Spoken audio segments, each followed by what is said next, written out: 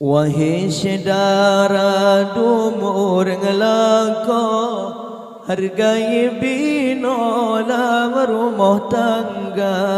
Wahai saudara dumur ngelako, hargai bina dalam rumah tangga.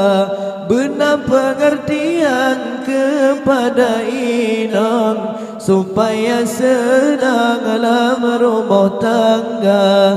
Benar pengertian kepada inang, supaya senang dalam rumah tangga.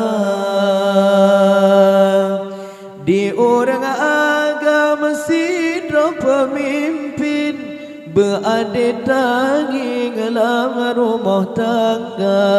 Di orang agama sidra pemimpin, berada tanging